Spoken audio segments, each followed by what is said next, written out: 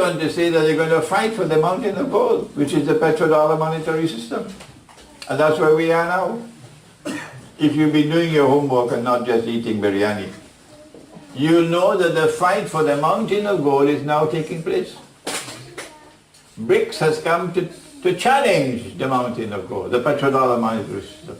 China is openly challenging the petrodollar monetary system now with a petro-yuan.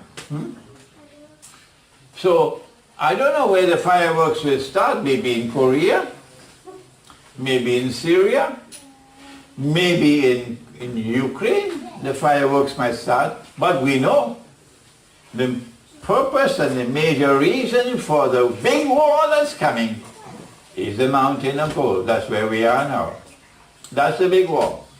At the conclusion of which the big powers will knock each other out. The world will be substantially smaller. And then their plan is that Pax Judaica will replace Pax Americana.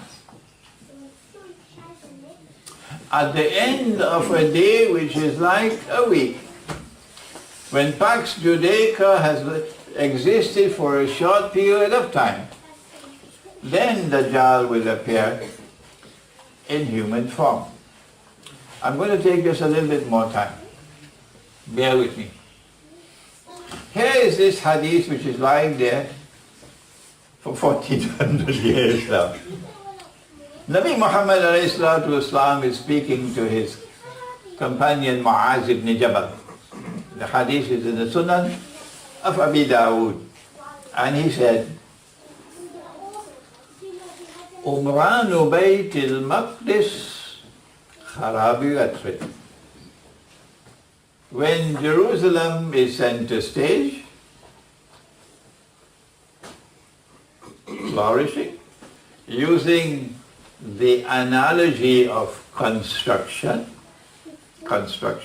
built up, at that time, Jerusalem is the capital of the world, and look at Yathrib, nowhere. Why doesn't he point to Makkah? Why to Yathrib? Because Makkah has a status even lower than Yathrib, that's why. So in Akhir Zaman, Makkah and Medina play no role in the world. In Akhir Zaman, Makkah and Medina have no role to play in the world. But Jerusalem is center of the world. Then he went on to say, Qarabu Yathrib Khurujul Malhama. That at that time when Yathrib and Makkah are nowhere, the Malhama will take place, Armageddon, the mountain of gold that they're going to fight for. Has there ever been a war in which 99% of all combatants have been killed? I don't know. Maybe I was sleeping when it happened. Maybe the Turkish people have some knowledge that I don't have, and the Muslims of the Balkans, who are my brothers, and they'll be listening to this lecture eventually. Maybe they have knowledge that I don't have. As far as I know, there's never been a war in all of history which has killed 99% of all combatants.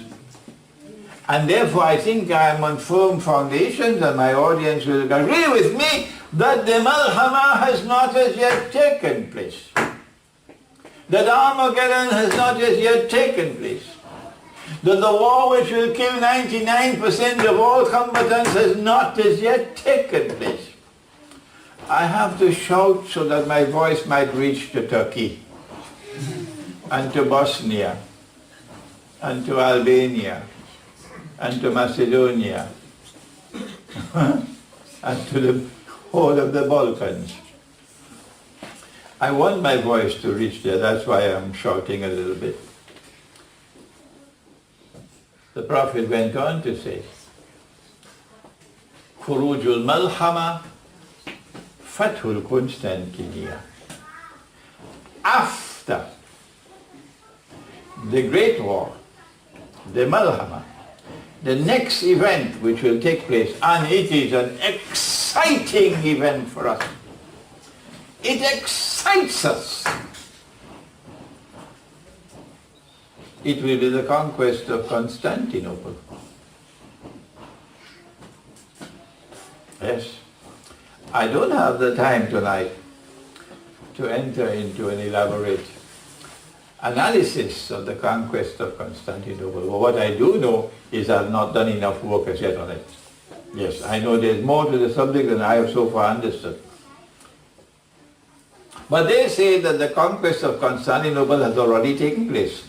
Bosnia says so, Albania says so, Macedonia says so, Turkey says so, all of them say so, that the conquest of Constantinople has already taken place. Imran, you're wrong. What should we do? Smile. Just smile. And let time teach them a lesson. They say it was Sultan Muhammad Fatih, who was the man prophesied by Nabi Muhammad alayhi salatu wasalam. Yes, you're wrong. They say I am wrong. I say you're wrong. Smile. Leave them. Leave them. The conquest of Constantinople has not as yet taken place. The one prophesied by Nabi Muhammad alayhi salatu wasalam. And when it does take place, there will be very, very dramatic implications, which I don't need the time. I don't have the time to share with you. They went on to say, Fathul Constantiniya, Khuruj al-Dajjal.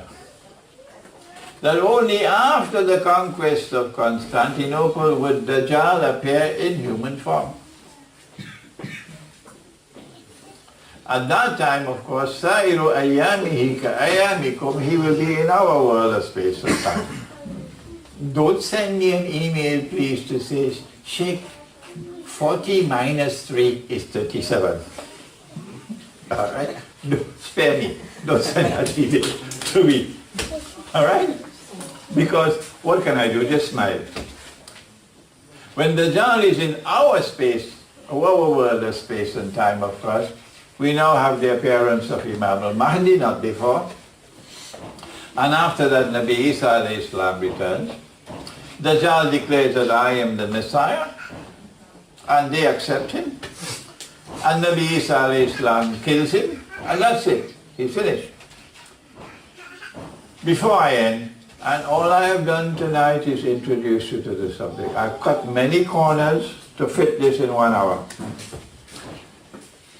Before I end, who is this who's going to appear in human form? But no human being can enter every town and every city in the world. No, not possible. So what kind of human being is this? The most important point I've made in this book comes from Surah Al-Sabah of the Quran. Again, I have interpreted the Quran as no one has ever interpreted before me. So you can imagine what is my state. Who is he? Huh? They're very angry with me. All I can do is smile. Surah Al-Sabah of the Quran. And Allah subhanahu wa ta'ala gives an experience to Sulaiman alayhi salam, and we recognize it to be a vision, but you must check it out yourself. And Allah says, "Ba'a'udhu billahi minash shaitanir rajim. Wa laqad fatanna Sulaiman." We caused Sulaiman alayhi salam to experience something which caused him distress. Fatanna, fatan, fitna. Wa alqayna ala kursihi jasad. And we placed a jasad on his kursi. For me, a chair is kursi, but for a king, no. For a king, the throne is kursi. So Allah placed on the throne of Sulaiman alayhi salam a jasad. A jasad is a body with nothing beside it. If you take gold and you melt it, and you make a golden calf, which is what the Samiri did, then the Quran describes that as a jasad, a golden calf. No soul, no spirit, no self in it, nothing, just a golden calf. That's a jasad. But if you put someone on the throne to sit on the throne, it won't be a calf, it will be a human being. So Sulaiman alayhi salam sees this fellow if you'll allow me to use the word fella. This fella sitting on his throne. And when he looked and he saw him and recognized who he is and what he stands for, it caused immense distress to Sulaiman alayhi salam. Immense distress. In consequence of which he immediately, thumma anab, he immediately turned towards Allah penitently, begging now. Qala rabbik firli. He prayed to Allah to ask for something. But if you want to ask for something, you must first seek forgiveness and then ask. So he said, "Oh Allah, kindly forgive me.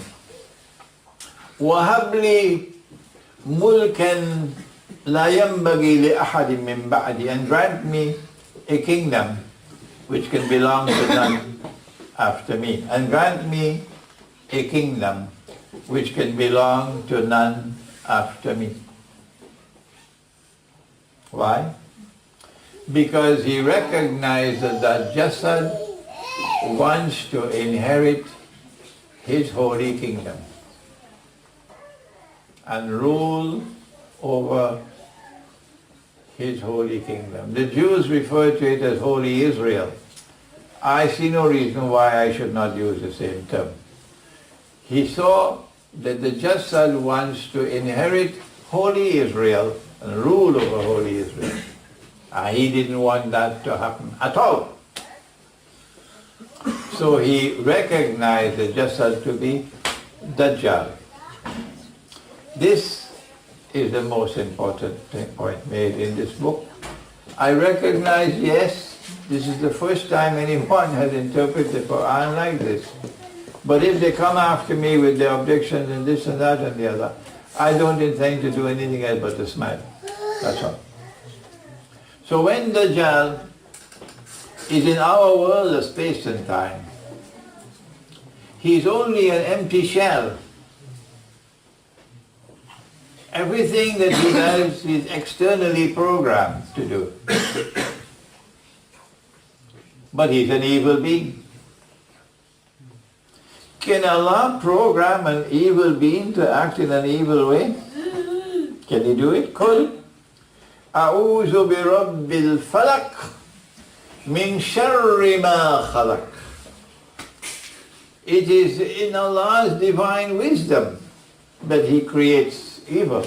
Min sharri ma khalaq. So yes, Allah created him. And Allah programmed him. Externally programmed. Today it's called artificial intelligence. And President Putin is on record as saying this is the most important subject for the world today, artificial intelligence.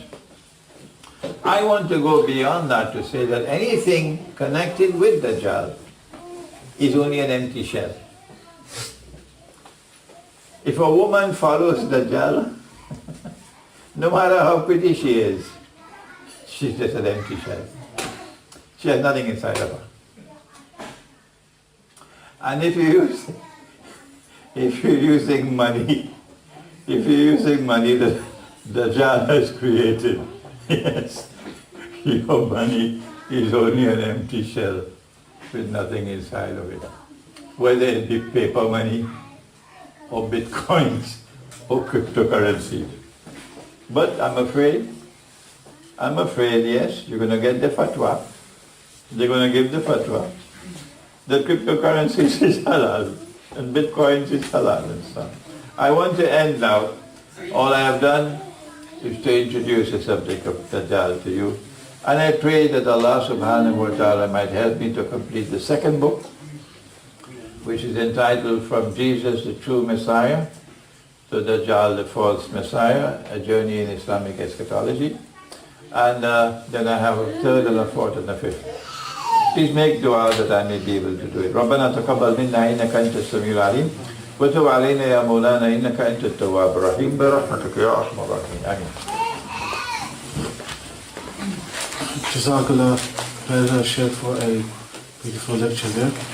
Brothers and sisters, we have refreshments there on the left, so you're more than welcome to help yourself there. I'm going to take a short break right now for around about 15 minutes or so. We do have our books obviously here on Jerusalem and the Quran and the methodology in the Quran, and once you brothers and sisters who haven't had the chance to look at it, please do so. And then once we obviously come back from the break, we'll continue with the Q&A. Okay, Assalamu alaikum, brothers and sisters. We should now start with the question and answer session. The very first questions on this note. How does Dajjal physically look like? Right on this one. This one, okay. What is the physical appearance of Dajjal? The Prophet ﷺ has answered that question. He said that Dajjal will be a Jew, meaning he'll appear in the form of a Jew, of a young man, powerfully built, with the curls that the Orthodox Jews have at the side of their head, because the Torah prohibits them from cutting it. There's another hadith in which he says, every prophet has warned his people about Dajjal, and the Prophet Nuh alayhi salam warned his people about Dajjal, meaning long before the time of Sulaiman alayhi salam. But I'm going to tell you something that no one has ever said before me. So the Christians don't have this in their eschatology, and the Jews don't have this in their eschatology, but we have it in our eschatology. What is it? Dajjal sees with his left eye, he's blind in the right eye, it looks like a bulging grape. A bulging grape, meaning you can't possibly miss. You have to be blind not to see that this man is blind in his right eye. But your Lord is not one-eyed. Between his eyes, on his forehead, is written the word kafir, kafir, kafir, disbeliever. And every mu'min will be able to read kafir, whether the mu'min is katib or ghayru katib, meaning literate or illiterate. You can read and write, or you can't read and write, you'll still be able to read. Well, then why can the kafir not read? Why? The mu'min can read, but the kafir cannot read. So we send the kafir to the eye specialist, and the report comes back, perfect vision. Perfect vision. So now the question is, what is it that causes the mu'min to be able to read, whether he can write and read or not, and the kafir cannot read, even if he has perfect vision and he knows how to read and write? Do we have any other eyes besides these eyes? That's the big question. And this is a branch of knowledge called epistemology. It's a big word, don't be frightened with it. Epistemology. Dajjal's epistemology, which is the epistemology of modern Western civilization, which is what you get with a university education, is that these are the only eyes that we have. The knowledge comes only from external observation and experimentation and rational inquiry. Knowledge does not come from any other source. This is the scientific method. The first part, the knowledge comes from observation and experimentation. That's correct. The second part, the knowledge does not come from any other source. That's wrong. The Quran gives a different epistemology. the Quran says that in addition to external sight, we also have internal sight. The Quran says that the heart can see, provided that you have faith in the heart, and Allah puts nur in the heart. You can see. In Surah what is it? Is it Surah Al-Hajj? Do you have any Hafiz here? فَإِنَّهَا لَا تَعْمَى الْأَبْصَارِ أَفَلَمْ يَسِيرُوا فِي الْأَرْضِ فَتَكُونَ لَهُمْ قُلُوبٌ يَعْقِلُونَ بِهَا مولانا عبد اللطيف, which surah? أَفَلَمْ يَسِيرُوا فِي الْأَرْضِ, will they not travel to the earth? فَتَكُونَ لَهُمْ قُلُوبٌ يَعْقِلُونَ بِهَا, so that their dead hearts might come alive. And with their hearts which are alive, they can now be able to understand what otherwise they could not understand. أَوْ آذَانٌ يَسْمَعُونَ بِهَا, so that they not be able to hear what otherwise they could not hear. فَإِنَّهَا لَا تَعْمَى الْأَبْصَارِ, but no, says Allah, it's not these eyes which are blind. فَلَا تَعْمَى الْأَبْصَارِ, it's not these eyes which are blind. وَلَكِنْ تَعْمَى الْقُلُوبَ الَّتِي فِي الصُّدُورِ, what is blind is the heart which is inside the chest. This is the epistemology of the Quran. So now it's possible for us to interpret the hadith. That when the Dajjal sees with the left eye, it symbolizes the capacity to acquire knowledge externally. He has external sight. And when the Dajjal is blind in the right eye, it symbolizes internal blindness. The mu'min can be able to read kafir because he's not reading with these eyes. He's reading with the internal eye. And the kafir cannot read because he's only reading with the external eye. And so, the last thing about Dajjal that has been conveyed to us, which did not come to us with Nabi Isa alayhi salam, with Nabi Musa alayhi salam, Nabi Sulaiman alayhi salam, but has now come to us in the world with Nabi Muhammad alayhi salam, is that Dajjal's epistemological attack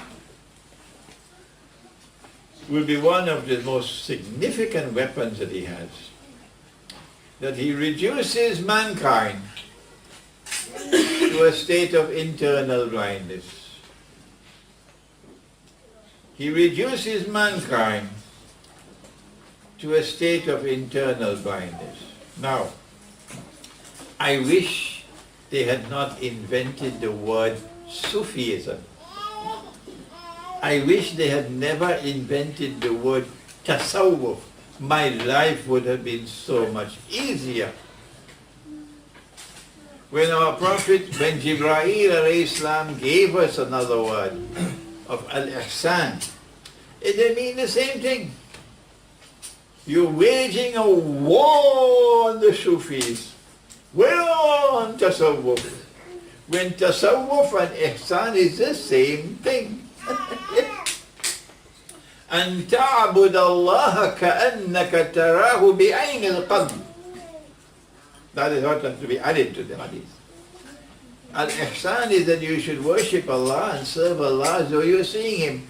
Not with these eyes, but rather with the heart, with the internal. So that is tasawwuf, that is Sufism. And if you don't have that, you can't travel.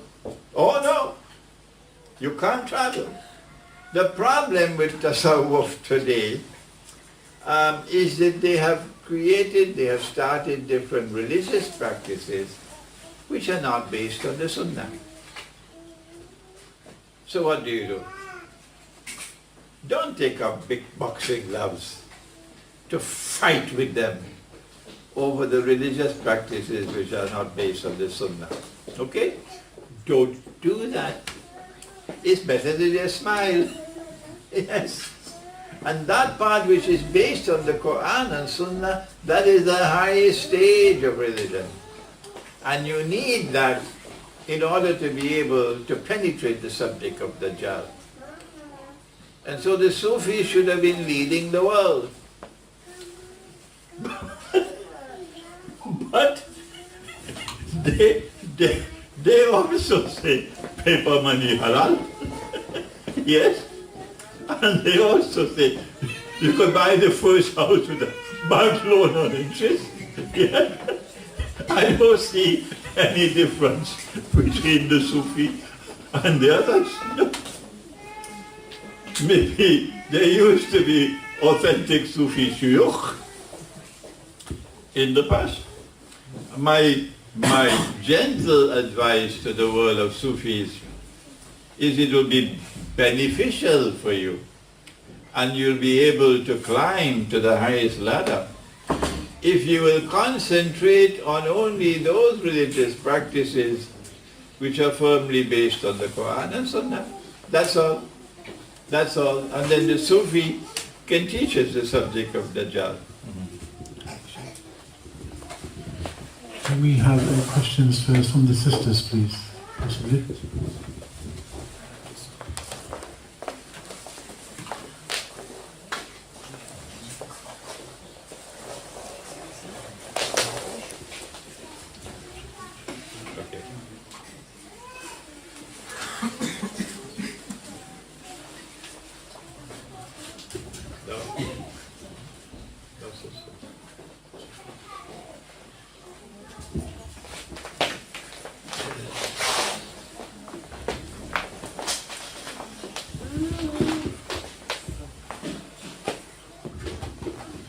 Assalamu alaikum, Sheikh. You mentioned that you see potential for scholarship from Britain regarding Akhir Zaman and the monetary system. I also heard from in the past that Hijrah may be a way. How do you reconcile between the two? Should we try and develop here or? Good question. I would like to remind you that Allah has given a command in the Quran. He says, Qu anfusakum wa ahlikum nara. If you are confident that you can raise your babies and your children in the cities of the modern world, then you're a bigger fool than I thought you were. Yeah. It is not possible. They're coming with cryptocurrencies now. And the marvelous, wonderful thing about cryptocurrencies, and don't forget that they have the jinn working with them, is that with these supercomputers managed by the jinn, they will now be able to identify every single human being who is not buying alcohol.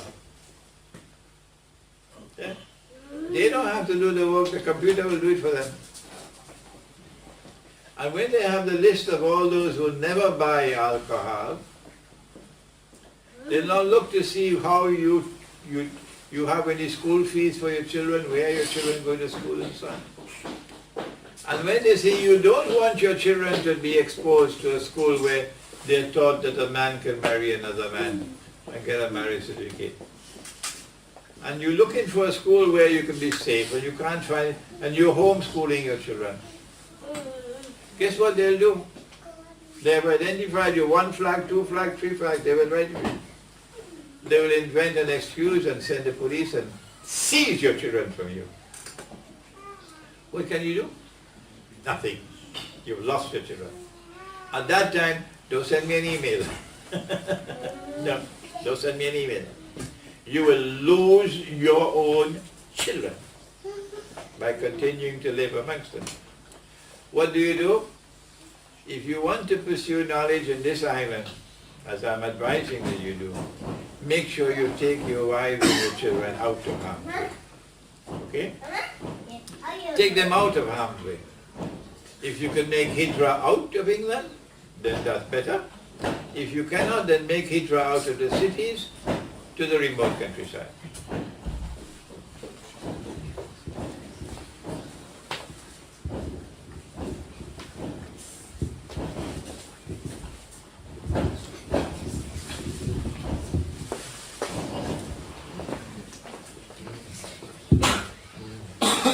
Sheikh, I had a question in regards to Dajjal when he appears as a human being. I've read quite a lot about the Rothschild family from my research, who claim to be the descendants of Suleiman and David alayhi salam. And in the year 1820s, I think I read an article in which they said that from them would come the Messiah. And from that time to now, whether it be the Balfour Declaration, the ownership of the central banks, they seem to be behind a lot of things, even the 2 world wars as well. Would it be therefore safe to assume that when he appears in human form, he will be of that family, of Rothschild? No, what we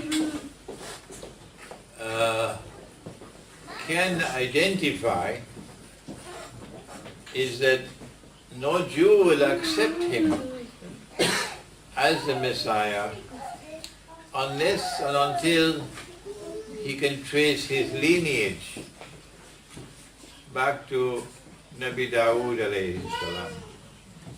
Because we know what is Allah said in the Quran. Ya Dawood, inna ja'alnaka khalifatan fil ard. This ayah of the Quran. So it is from the house of David, Nabi Dawood alayhi salam, that must come the line which will eventually lead to the Messiah. He has to bring back the golden age of Dawood alayhi salam and Sulaiman alayhi salam. So he has to show a lineage going back to the house of David.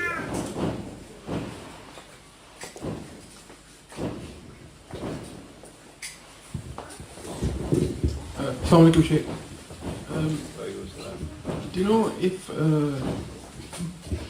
now the Jews have said that they want to make they've made Jerusalem the head, or they're going to make Jerusalem the head of Israel? Or will they introduce a monarchy so that those who would claim descent from Hazrat Suleiman and Hazrat Dawood alayhi salam, so eventually the Dajjal can be crowned as king? That's my question. The question is, will Israel have to change from being a secular modern state and return to what it was, the Holy Israel was, a monarchy? The answer is yes. Next question.